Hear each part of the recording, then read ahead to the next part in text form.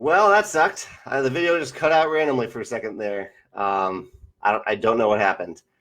I don't think I didn't click anything. I think the video just stopped. So sorry if you had a question. I was answering the question about Stonemaier publishing non-Euro games in the future. So if you had a question after that, please re-ask it, and I will answer it here.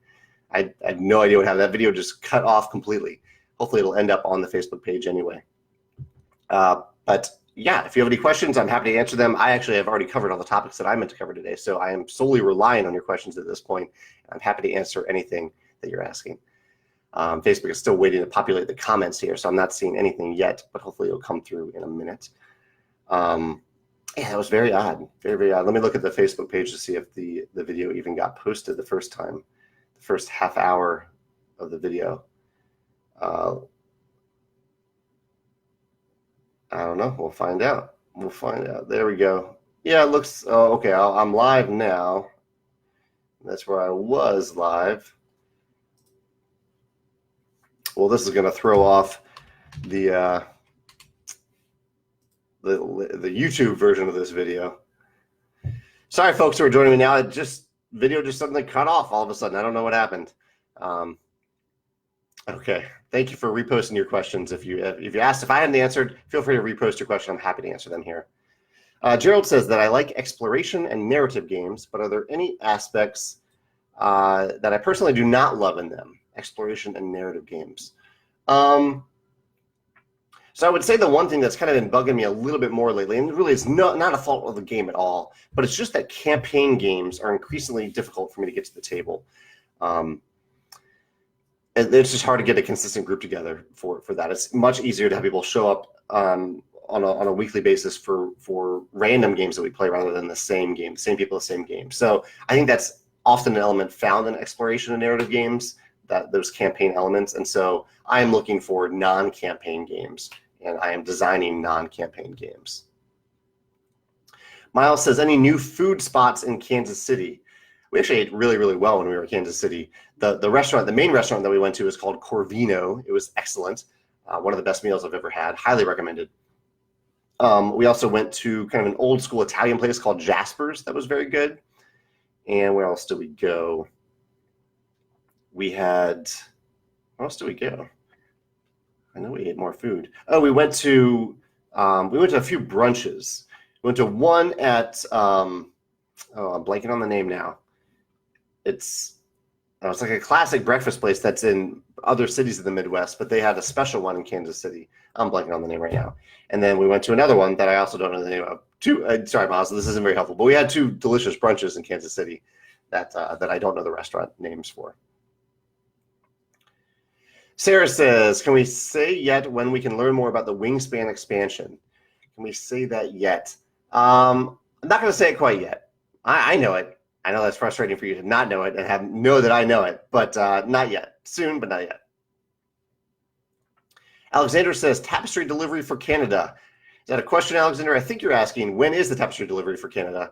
And that is answered. Hopefully you got the email that I sent to all Tapestry customers yesterday, which explains that Canada is shipping Tapestry this week, and they're also getting more copies. We had to send them even more. They're getting next week and should be shipping them hopefully next week. Sometime in September, you will get your copy of Tapestry. Steven says, what was today's chocolate? Today's chocolate, or this week's chocolate of the day and of the week is, I don't have it in front of me. It is cupcakes that I will be acquiring later today for Megan's birthday, and some of them will be chocolate. Charles says, any good movies that I've seen recently? It actually has been a little while since I've seen a movie. I've been watching TV more often, but even not a ton of TV. The last movie I saw was Hercules, the Disney animated classic, and it was good. It was fun. I'm surprised that I hadn't seen it earlier. Sean says, will the Scythe Metal Mechs be released again? I don't know, but they're currently available, Sean. Like, they are currently in stock and ready for people to buy. So right now I'm focused on selling those and not on the possibility of them being available in the future. I would say every time we make it, it's increasingly less likely that we will make them again in the future, because eventually I think we'll exhaust the demand for such an expensive collector's product. I'm talking specifically about the Scythe, the metal mechs. Brian says, when do I think I'll upgrade to another 4x4 Kallax? So he's talking about the shelf behind me. That's a Kallax shelf from IKEA. And Brian, ideally, I would only ever have one shelf of games. I like to only have games that I actively play, I either need to play or actively play. I haven't played a game in a year, I give it away. So I'd like to keep it just to one shelf. Joe says, what's my favorite Tapestry civilization? I'm still kind of finding that out for myself. There are many of them that I like playing with, but I don't know if I've figured out a favorite yet. What about you, Joe? Have you played it yet? What was a favorite civilization that you're either interested in playing or that you have enjoyed playing the most so far? John says, have I ever played Shadows of Brimstone? If so, would I ever consider making something huge and collectible like it? I have not played Shadows of Brimstone. I actually didn't even realize that it was collectible. I knew the core game was huge, but I didn't realize that there was much beyond that. I would say, I mean, Scythe, I think, is on that level. There's so many different expansions and accessories and add-ons and things like that. So, yeah, I think we've kind of already done that with Scythe. I don't know if I would do it again. And hopefully I'll get to play Shadows of Brimstone some days to see what you're talking about.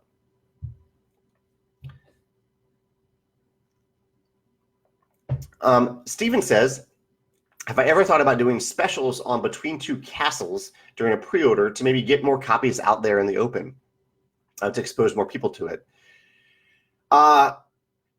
It is very, very rare that I would want to offer a discounted game that we've had in stock for a while, or offer a game that we've had in stock for a while at a discount. That is almost entirely out of respect for distributors and retailers. As I discussed in my damned if I do, damned if I don't article recently, I don't know if that is the best strategy to consider, especially for a product that we have in stock and that we need to sell or that we want to sell.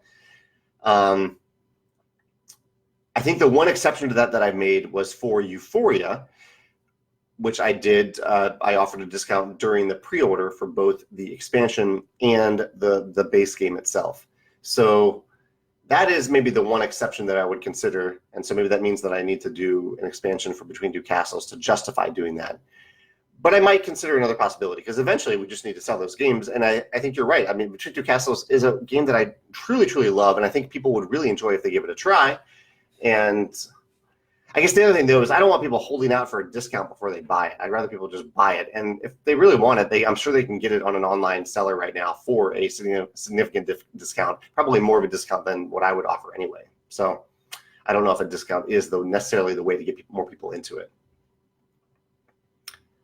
Morgan says that he's getting his 4x4 Kallax shelf tomorrow. How do they work out for me, Jamie? I really like it. I think it's a very solid shelf. It's really the perfect gaming shelf. It's tricky to move once you get it up there, but it is a great shelf if you just have it in one place. Amy says, am I working on a Red Rising game? I was working on a Red Rising game, Amy. I tried really hard to figure it out and couldn't figure it out. And we'll see if we're able to revisit it someday. Yeah.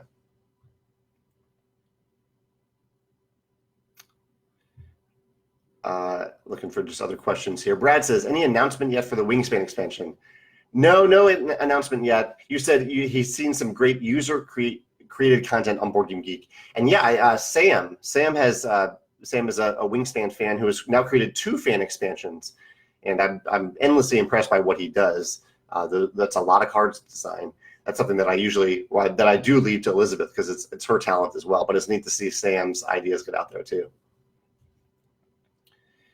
Justin says, are there any comparisons between my open world game and Seventh Continent? I'm working on a cooperative open world game. Seventh Continent is a cooperative open world game. Are there any comparisons? I would say, so I don't want to say too much. There certainly are inspirations from Seventh Continent. Seventh Continent, one link between the two is that both games really want you to look at the areas that you're exploring. They're cards. They're kind of tile-like cards in Seventh Continent. They're cards in my game.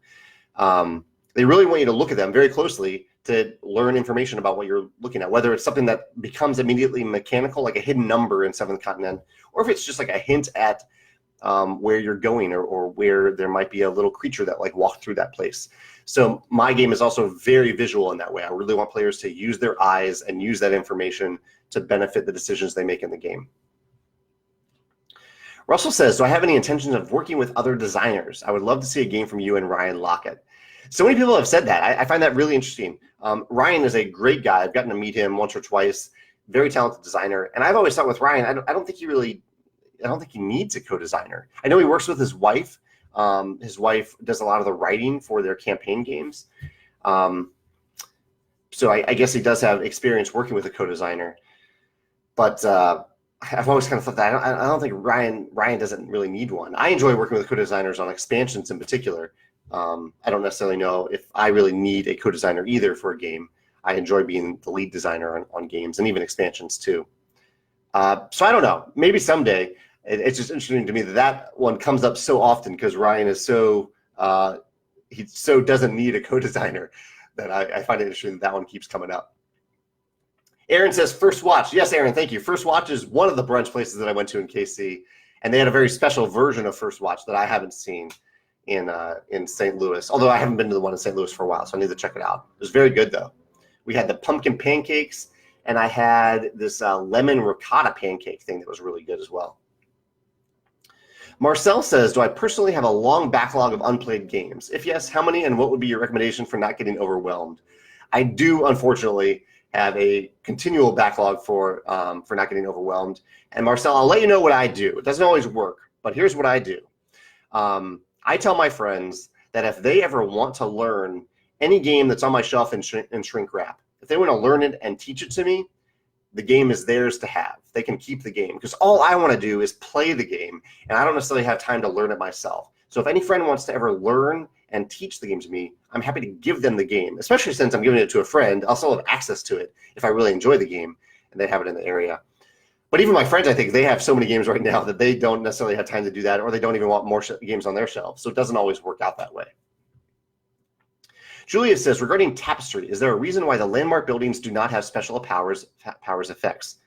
Well, the landmark buildings do have special powers, which is that they fill up your space on your capital city so that you gain points or gain instant resources. I think you're asking why they don't have ongoing abilities.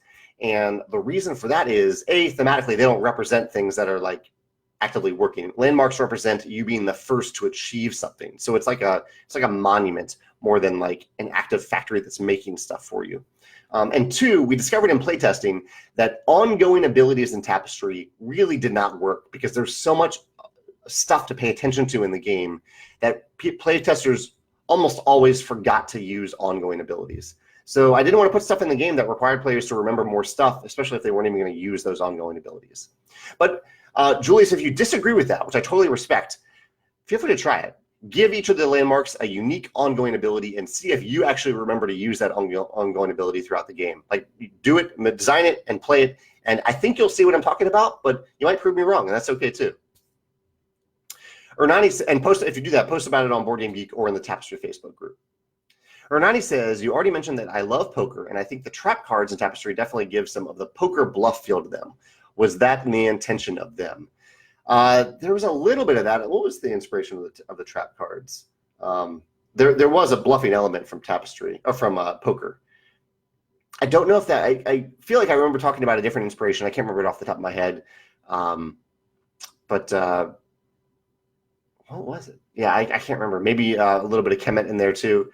But yeah, it's supposed to be a little bit of a bluff feel. I had that happen recently when I played Tapestry. Someone was very apologetic about attacking me. They were like, oh, I'm sorry that I'm going to conquer your territory here. And I was like, oh, it's okay. Like, it happens. It's part of the game. And then I trapped them, and it was great. So I really enjoy the trap cards, especially since there's no combat mechanism. You're just conquering. You always conquer. You're even always successful at conquering, but you can also then get trapped after you conquer. Miles says, do I still have Yedo, or am I ever interested in the deluxe versions of games that I already have? That's a good question. I think Yedo is actually probably the quintessential example of that, Miles, because I do still have Yedo. You can see it on my shelf back there, right there. Come on, finger, move this way. There you go. right there. That's Yedo. I think I would be hard pressed to get, if I have a game that I own and that I continue to own.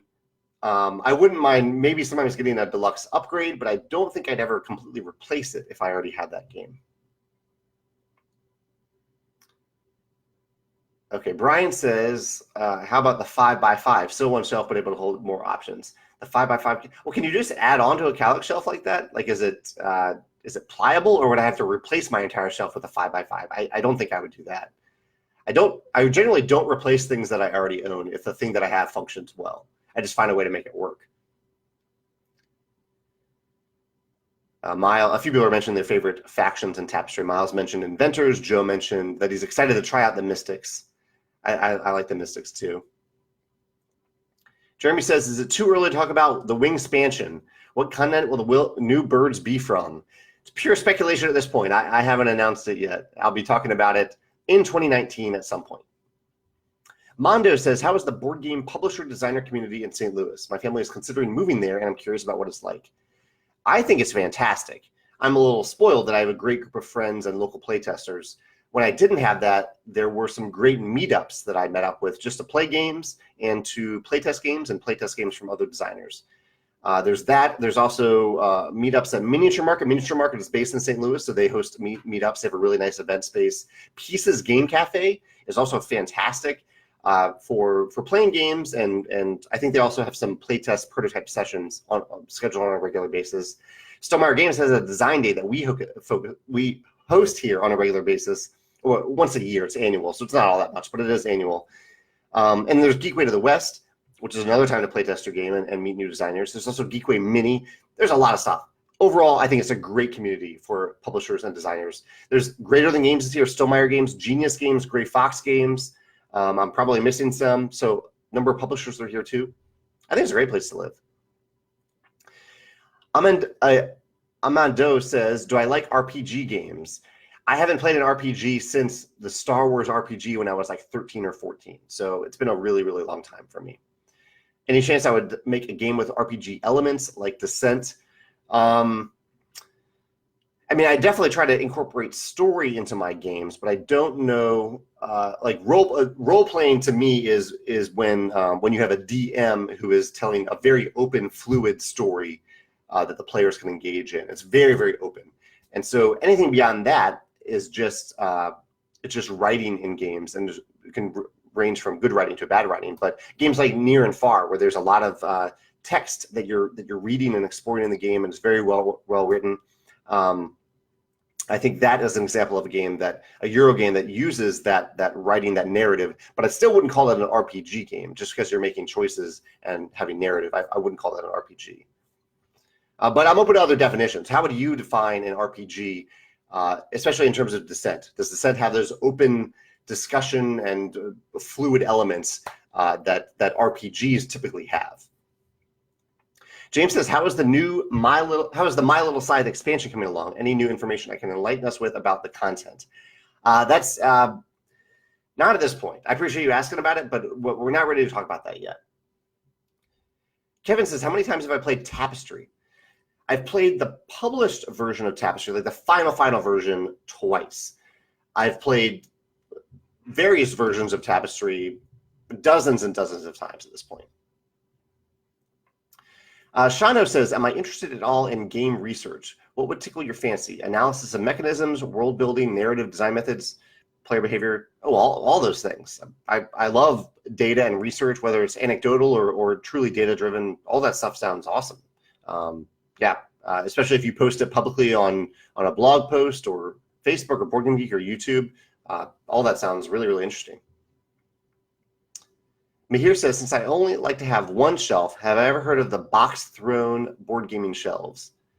I think so. Is that the one where the boxes go in, they like slide into slots horizontally? I think that maybe that's what you're talking about. I'm not quite sure, but if so, that looks pretty cool. Is it like is it modular? Is that one where it's easy to collapse and add on to?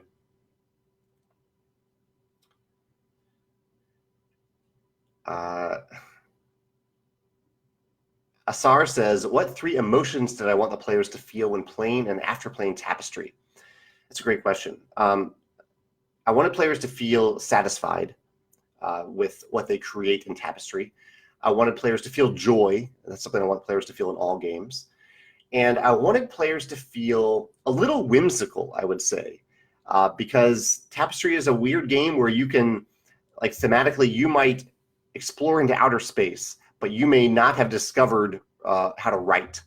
So I wanted players to feel a little bit of whimsy with that, and that's the story that I wanted players to tell through the game, that they've created their own alternate versions of history, their own histories, rather than sticking with real-world history. So I want players to be satisfied, joyous, and whimsical.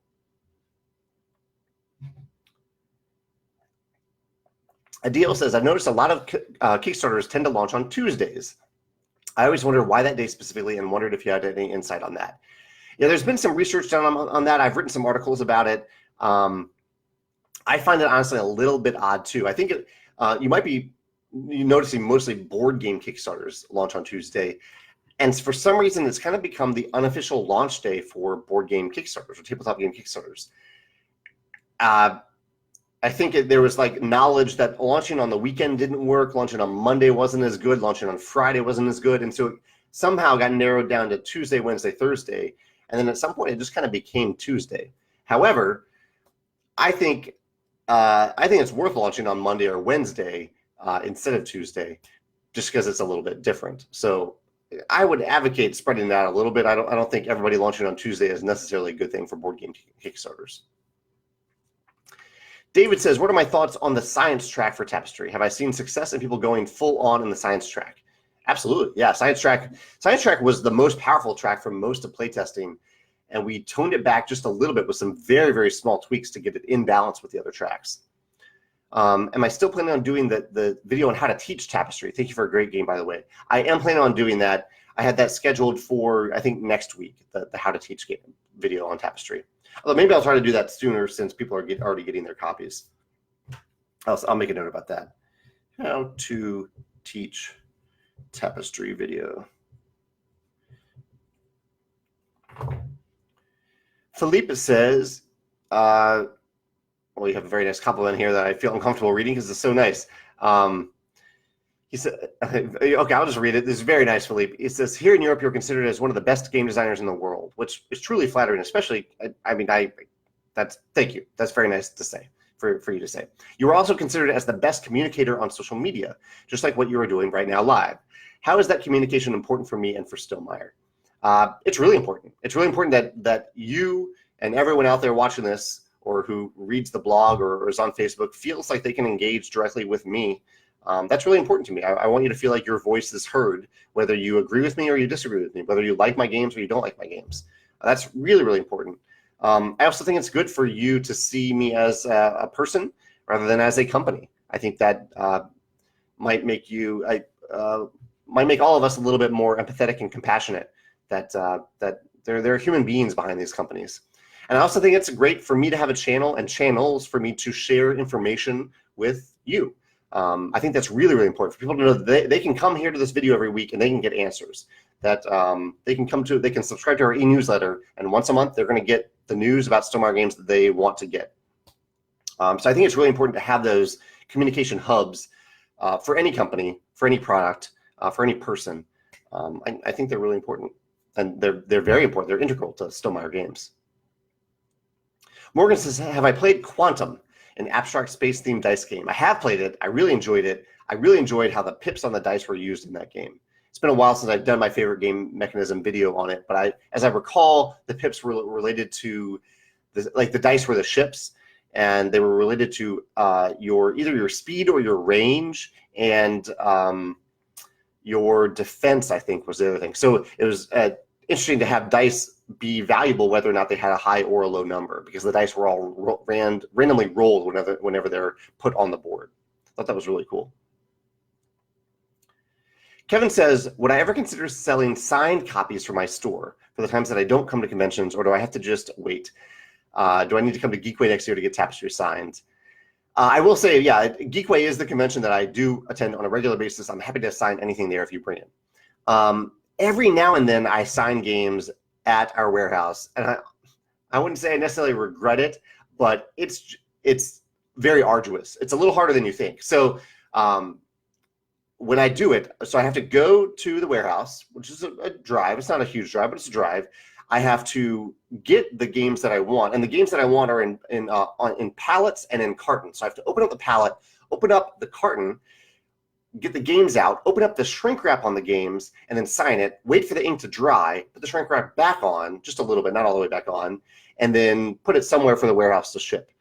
And so doing that for one game doesn't take all that much time, but it still takes time. And when I do that for a lot of games, it's a lot of like just opening things and going through these motions over and over again. It can take hours to sign even 50 games. It can take hours. So it's not a great use of my time, in my opinion. If I ever did it on a regular basis, I think it would have to be the type of thing that I offered a significant markup, and I don't think my signature is worth money. So I think my time is worth money, but not my signature. So that's where I would much prefer just to do it at conventions. That's my heavy preference. Gerald says stores almost never sell games for MSRP. Is that bad or fine from a publisher's point of view? It's totally fine with me. I do wish that, given that information, I wish that stores didn't mind if I sold games for less than MSRP, but I will never hear the end of it if I sell games for less than MSRP from retailers, even though retailers do the same thing. It's a love-hate relationship with retailers. I need them, I love them, but there's also some things that are just frustrating about them. It's just one of those relationships that I gotta keep going and manage in the best way that I can. Dave says he pre-ordered Tapestry and was wondering when shipping will start in Australia. Dave, check your email, check your spam filter, because I sent an update specifically about that yesterday afternoon, our time, St. Louis time. So the short answer is it will begin this week. I think they should have already started shipping stuff this week, but I also had to send them even more games that they're going to get hopefully next week. And so they may start the second batch of shipping next week. You'll get your games sometime in September. Jesse Pekka says, any chance to ever have trap cards that would have more exciting alternative effects than just victory points? I actually think the trap cards give you resources. If you successfully trap someone, I think you get a resource out of it, not a victory point. So it's possible someday that I'll add a little bit of variety to those trap cards. Yeah, I can see that happening. Shakid says that he played his second 12th game of Charterstone, or he's playing his second 12th game of Charterstone tomorrow, and that it has maybe become his most played game ever. That's awesome. Thank you so much for returning to Charterstone for a second campaign. I almost think the Charterstone is better during the second campaign because you've gotten past any rules hiccups that you experienced the first time, and you just get to play the game smoothly the second time. People are talking about calyxes now, different ways to stack things on things. Seth Jaffe says, did I already talk about the Tapestry pre-order? Why is it called a pre-order if it's really just an order, or do I think the terminology contributed to disappointment from people after the sellout? I use the term pre-order, Seth, because usually for most people, the game doesn't ship right away. Like it ships soon after, but not the same day. Where I think the expectation for when you order a product is that it is shipped almost immediately. Whereas with a pre-order, it's shipped sometime in the future, and that's the expectation that I want for our new games, because when we get an influx of orders, it can take some time to ship, as is the case with Tapestry. Chad says, can anyone confirm that they're seeing my messages? Yes, Chad, we see you. Wendy says it's a okay. Oh, Wendy mentioned it's a pre-sale because the game isn't available for retail until November 1st. And that is also true. The retail release date is November 1st. That gives us plenty of time to ship to our pre-order customers and plenty of time for distributors to solicit sales from retailers, to get the games from us, to process those games, to get those games back out to retailers. That stuff takes time. Distributors typically want about 2 months to do that. Cameron says, are there any unused or underused board game themes that I'd love to see done more? There's certainly themes that I love, and that I like to see more of, that I might like to see submissions of, and I might like to design in those themes. But The themes that have caught me off guard are themes that I didn't really even expect, like Gugong, the theme of gift giving in ancient China. I didn't think of that as a theme until they did it, and they did it mechanically in such a clever way. So I don't have a great answer for you until I actually see it. There's also Pikoko. I didn't think that I wanted a game about peacocks, but then you get this game where you get to have this beautiful plumage of peacock feathers, and I think it just looks great and it works great. Michael says he played Tapestry, played 3 games already. Wow, that's awesome, Michael. He says, on space tiles, if you score your civilization map, do you get the multipliers from your income map as well? No, they aren't territories, so you don't control those territories. They're space tiles that you have. Brian says, did I think the direct pre-order process I've used for Wingspan and Tapestry is an effective form of marketing, i.e. the early adopters are getting the game cheaper and earlier and talking about it? Absolutely, Brian. I think that's the case for Kickstarter, and I think that's the case for pre-orders. Early adopter, and I think this is something that retailers actually, if any retailers are watching this, do not underestimate the power of those early adopters getting their games. Even though they're not buying them from you, those early adopters are getting the games, they're excited about it, they're talking about it, they're sharing it with their friends, and that enthusiasm, that excitement, and that fact that they're getting to the table now, I think is going to have a huge difference on Tapestry sales in the long run for retailers and distributors. So yeah, Brian, I think that's a huge marketing power for the game, and that will have the biggest impact on retailers. All right, let's see. I'm almost out of time here, so I'm going to scroll down and try to get to questions real quick. Have I heard that Sam Healy is leaving the Dice Tower? I hadn't heard that. That's really sad. Why is that, Chad? Why is Sam leaving? Did I miss an announcement? Amy says, how long did it take for me to put together Tapestry from idea to release? About 2 years. About 2 years. Morgan says, how can my cats not have knocked down everything on the top shelves? They cannot, you can kind of see it there, they can't really get to that top shelf, or they don't try. Every once in a while I put them up there and they immediately just want to get down. Fernando says, did I design Tapestry in order to be the best Stonemaier game out there? Anytime I design a game, I try to design the best game possible. So I wouldn't say I wouldn't say I just tried to design Tapestry to be better than any previous game, but just I tried to make it be a great game. Yeah. Ruben says, will it be possible to demo Tapestry at Essen Spiel? Depends on how Matago runs their booth. I won't be at Stonemaier and myself won't be at Essen, but Matago will be with Tapestry in French and English. So hopefully. Chad says, have I seen the new artwork that Andrew Bosley is making for Kalis 1303? It's looking really good, as usual. I haven't seen it, but I am not surprised. Andrew's an amazing artist. Jim says that he loves my communication and transparency. It's part of why I am his favorite designer. Oh, and he's only even played Charterstone. Thank you, Jim. I really appreciate that. Oh, I didn't even see a question here. I'm just reading nice things about me written by you. Thank you, Jim. I appreciate that. Brian has a few questions about Tapestry. He says, why are there 6 spots on the larger side of the map? Seems weird when 3 is only 5 players. Why are there only 6 spots on the larger side of the map? Seems that the 3-player map, we had more fighting over territories than the 4 to 5 players. Oh, well, it's just a division. The way the hex grid works out, it looks better as a 6 hex, either 6 hexes or 3 hexes as the starting points. It just looks better. Why didn't I do tiered cards? Seems that some are better than others, and if you're lucky to get away with, you can run away with the game. I'm not really interested in doing tiered cards in games. I think it makes setup and cleanup harder. I'd rather just have cards that are largely balanced as well as possible, that are good early in the game and that are good late in the game. There are always in these types of games, there are cards that are circumstantially better than others. But that's why I give players plenty of opportunities to get the cards. That's why you get Tapestry cards as income. You get it by default. You get that card every income turn, including the first turn. So you have choices to make.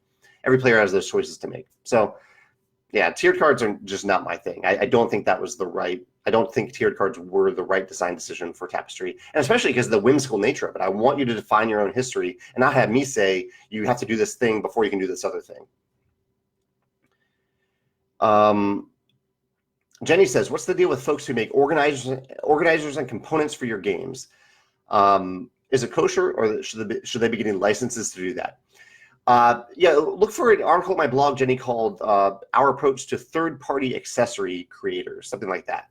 Our approach is that I like for people to create cool stuff for our games, and I don't want them to have to mark up those things to account for a royalty to us. All I ask is that they don't make it look like an official Stonemaier Games thing, and that they don't use copywritten material. And so for anyone who's doing that, they should come to me and ask to do it. And then I have an agreement that they sign that basically just says those things, that they're not going to misrepresent my company, but they don't owe me anything for it. It's just an agreement saying they understand what I hope from them and some repercussions that will happen if they don't follow those instructions.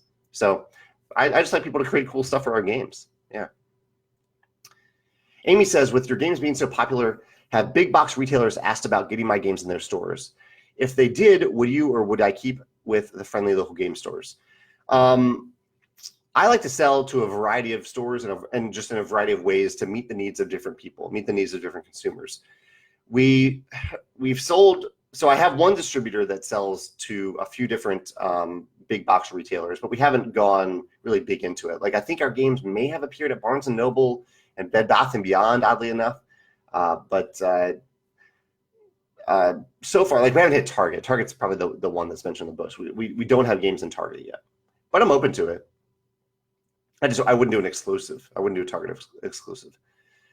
Max says, what are some of my favorite YouTube board game related channels? Lately, I've been loving the One Stop Co-op Shop channel. I think that's great. I love Dukes of Dice. They put their podcast on YouTube, but I like listening to it there. I mean, I'm not doing justice to it because I watch so many. Here, I'll pull up YouTube and I'll see the ones that are on there right now on my subscriptions. I see Meeple University. I see The Discriminating Gamer, The Dice Tower, of course, Gaming with Edo, Dice Breaker. I'm actually new to Dice Breaker. I can't advocate for that yet. I just subscribed to that yesterday. Gray Elephant Gaming. I'm glad Tim is back making that again. Gaming Rules. What else? I'm seeing non-game related content here. I Heart Board Games. Tantrum House. Love Tantrum House. Yeah, those are just the ones I'm seeing in my feed right now. Adil says, how do I determine if something is unbalanced versus just being really interesting mechanism that all players want to interact with? That's what playtesting is for. It's really hard to tell sometimes if something is mathematically unbalanced versus whether or not it feels unbalanced, both of which I think are valid points of feedback that you can get from playtesters. Danny says, from the games that I've designed, what is my favorite? I don't have a great answer for that, Danny. My answer is always, if someone is really excited to play one of my games with me, that's my favorite game at the moment, because that's the one that I want to play. I want to play the games that people are really excited about trying out.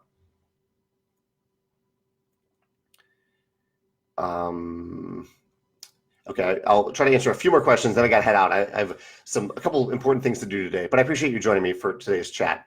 Brian says, any initial results or details from the Tapestry Game Scores survey? Is a particular civilization leading so far?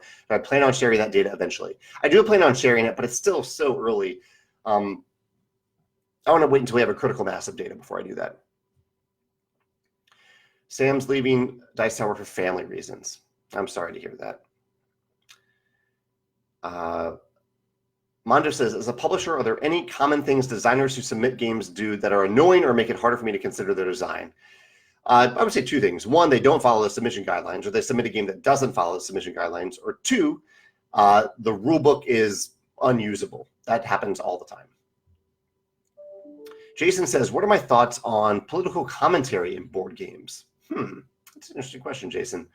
I would say that it's not something that I'm particularly looking for in board games. I've not seen games that are overtly political do well in general or on Kickstarter. That said, I also own a game called Campaign Trail that I'm very excited about playing. So they did some pretty cool things with it that made me want to play that one in particular. So I think maybe there are exceptions to that rule, but in general, I'm not looking for overtly political commentary when I play games. Chad says, have I seen the Netflix Dark Crystal series? It has incredible imagination and world building. I haven't, but I need to put that on my queue. I need to give it a try. The puppets throw me off a little bit, but I definitely need to give it a try. It looks like the Great British Baking Show has a new season coming up. That's what you're hearing right now. I'll add it to my queue after I get off the podcast, the chat here. Julia says, where can I read more about that? Julius, now I have to remember your previous question. What were we talking about? I don't know, Julius. Let me know what that is. Looks like very, very famous artist Jakub Rosalski joined us at the end of the chat here. Jakub, thanks for popping in. Justin says, are there plans to add expansions to Tapestry? No plans per se, but Tapestry seems to be doing pretty well. I think I will design an expansion for it at some point.